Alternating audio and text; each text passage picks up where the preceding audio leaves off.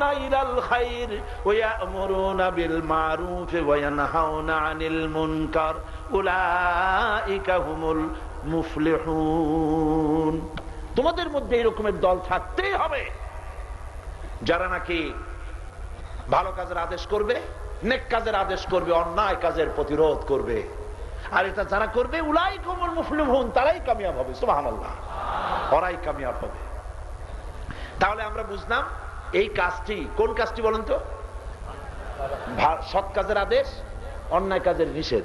এই কাজটির দায়িত্ব ব্যক্তি, এই কাজটির দায়িত্ব উম্মতের, এই কাজের দায়িত্ব দলের। আল্লাহ বলছেন এই দায়িত্ব পালন করা, বড় রকমের এই দায়িত্ব কার্যকরী ভাবে পালন করার দায়িত্ব হচ্ছে সরকারের।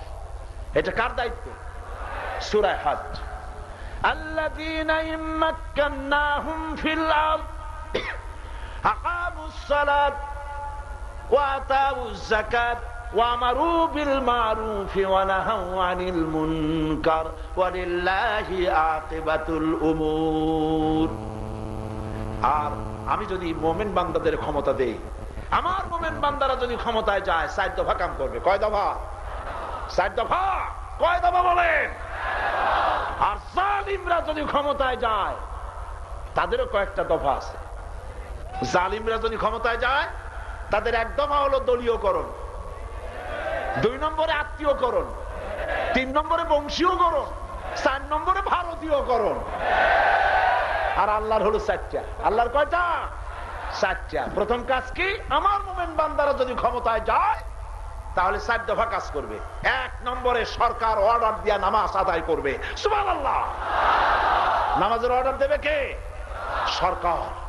কে বলেছেন? আল্লাহ পাক বলছেন। নামাজ প্রতিষ্ঠা করবে, যাকাত আদায় করবে। যাকাত দেন, খয়রাতের ব্যাপার না, যাকাত দিতে বাধ্য।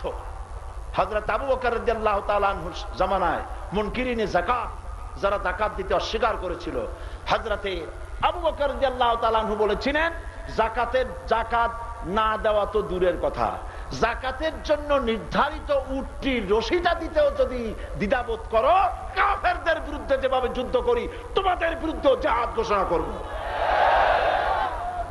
যাকাত সরকার আদায় করবে, নামাজ প্রতিষ্ঠা করবে, যাকাত আদায় করবে। যাকাত যদি আদায় হইতো তাহলে এনজিওরা, মুসলিম বিরোধী এনজিও যারা, সব এনজিও খারাপ না, কিন্তু অধিকাংশ এনজিও খারাপ, ইসলাম বিদ্বেষী, এরা এই সুযোগ নিতে পারতো না। এনজিওরা সুদ ভিত্তিক অর্থ ব্যবস্থা দিয়ে গোটা জাতিকে সুদের দিকে ঠেলে দিয়েছে। এই কাজটা তারা করতে পারতো না যদি যাকাত আদায় করা হতো। সরকার যদি এখনো যাকাত আদায় করে তাহলে বাংলাদেশে একেবারে কম করে হলেও শুধু যাকাত কালেকশন হতে পারে ৬,০০০ কোটি টাকা প্রত্যেক বছর। তারপরে সোনার যাকাত, এরপরে ওষুধ ইত্যাদি যদি সবকিছু গভর্নমেন্ট আদায় করত, আর গভর্নমেন্ট যদি এগুলি রিলিফ এন্ড রিহেবিলিটেশন, ত্রাণ এবং পুনর্বাসনের ক্ষেত্রে যদি এগুলিকে খরচ করত, তাহলে আমাদের দেশে অভাব থাকতো না, না খেয়ে মরার প্রশ্ন উঠতো না। ঠিক কিনা? আল্লাহ পাক বলছেন 4 দফা কাজ করবে ইসলামী গভর্নমেন্ট। 1 নম্বরে কি? নামাজ। 2 নম্বরে যাকাত। 3 নম্বরে আমারু বিল মারুফ, ভালো কাজের আদেশ করবে। আদেশ, আমি তো আদেশ করতে পারি না। আমি যদি আদেশের মর্যাদায় থাকতাম তাহলে তো আমি ডিসিকে অর্ডার দেয়া দিতাম, আগামীকাল 24 ঘন্টার ভেতরে সিনেমার একটা পোস্টার সিলেটে থাকবে না, বাংলাদেশে কোথাও সিনেমার নগ্ন পোস্টার একটাও দেখতে চাই না। এটা আমার অর্ডার হতো যদি আমি অর্ডারের মাকামে থাকতাম। আমি তো শুধু অনুরোধ করতে পারি, আমরা আছি অনুরোধের মাকামে, অনুরোধ করি। আমারও হয় না, এখানে শুধুমাত্র অনুরোধ করা যায়। আল্লাহ পাক বলছেন আমারও, আমর করো, হুকুম করো। তো হুকুম করতে গেলে কোথায় যাওয়া লাগে? ক্ষমতায় যাওয়া লাগে। বুঝে আসে না কথা? হুকুম করতে পারে কারা? যারা ক্ষমতায় আছে। এখন ক্ষমতায় যদি আপনি পাঠান সিনেমা খোর, মদ খোর, জেনা খোর, ওরা যদি ক্ষমতায় যায়, সিনেমার অশ্লীলতা তারা কি দূর করবে? তারা কি মদ দূর করবে? জেনা দূর করবে? ওগুলো তো ওদের দরকার। সেই জন্যে যেমন গাছ লাগাবেন তেমন ফল পাবেন।